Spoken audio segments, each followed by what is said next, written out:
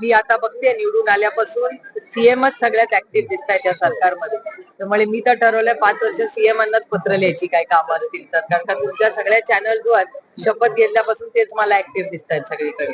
त्यामुळे त्यांनाही त्यांच्याकडेही क्राईमचाही फॉलोअप मी करणार आहे, रिक्त पदांचाही मी करणार आहे आणि लवकरात लवकर महानगरपालिका, नगरपालिका, जिल्हा परिषद ही सगळी इलेक्शन लवकरात लवकर व्हावी, कारण का सर्वसामान्य मायबाप जनतेला याचा प्रचंड त्रास होतोय. नगरसेवक नाही आहे कुठे, त्यामुळे हा निर्णय लवकरात लवकर सरकारने घ्यावा याचा पाठपुरावा मी काय म्हणाले, पण पहिले फक्त मुख्यमंत्रीच ऍक्टिव्ह दिसत आहेत. मी पण तेच बोलले, मी काय वेगळं नाही बोलले सामनापेक्षा.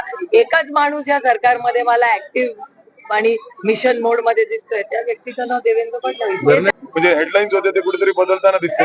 आजचे बोला, तुम्हाला आठवत असेल आर पाटील, हे आर पाटलांचा माणूस. आर आबा हे नेहमी ते पहिले असे होते ज्यांनी गडचिरोलीचं पालक पद त्यांनी त्या काळात घेतलं होतं. तेही उपमुख्यमंत्री होते, तेही होम मिनिस्टर होते. मला आनंद आहे की आज देवेंद्रजी आर आबांची जी लेगसी आहे त्या पद्धतीनेच, त्या विचारानेच काम करतायत. हे माझ्यासाठी एक आनंदाची गोष्ट आहे, कारण आर आबांची लेगसी ही महाराष्ट्राची खूप मोठी लेगसी.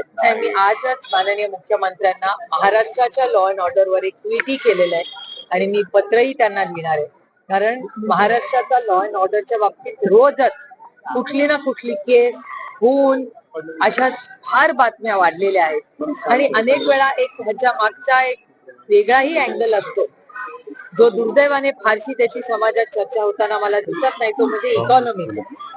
अनेक वेळा क्राईम जेव्हा वाढतो त्याचं खूप नातं हे इकॉनॉमिक्सचीही असतं. त्याच्यामुळे ह्या सगळ्या गोष्टीचा फार गांभीर्याने, एवढं मोठं मॅन्डेट या सरकारला मिळालेलं आहे, एवढं मोठं मॅन्डेट मिळालेल्या सरकारची कालची जी कॅबिनेट झाली, पहिली कॅबिनेट झाली. अनेक ठिकाण म्हणजे तुमच्या चॅनलवरनं आलं की काही लोकांनी पदभार घेतलेले नाहीत, तर मुख्यमंत्र्यांनी काल असं तुमच्याच चॅनलवर सांगण्यात आलं की मुख्यमंत्र्यांनी आता सगळ्यांना टार्गेट दिलेले आहेत की सगळ्यांनी आता चार्ज घेतलाच पाहिजे, कामाला लागलंच पाहिजे. त्यामुळे मला आश्चर्य वाटतंय की 1.5 महिना झाला एवढं मोठं मॅन्डेट ह्या सरकारला मिळालेलं आहे, पण जी ऍक्शन मोड ही अपेक्षित होती महाराष्ट्राला, कारण शेवटी महाराष्ट्राच्या मायबाप जनतेनेच एवढं भरभरून त्यांना मतदान केलेलं आहे. त्याला 5-6 आठवडे झाले, पण ज्या वेगाने म्हणजे मुख्यमंत्री एकटेच ऍक्शन मोड मध्ये दिसतात, माननीय मुख्यमंत्री सोडून बाकी कोणीच या राज्यात ऍक्शन मोड मध्ये मला दिसत नाही. माझी अपेक्षा आहे 2025 मध्ये मुख्यमंत्री तर करतातच ऍक्टिव्हली काम, त्यांच्या टीमनीही करावं. त्या सगळ्यांनाच मतं दिली आहेत या राज्यात.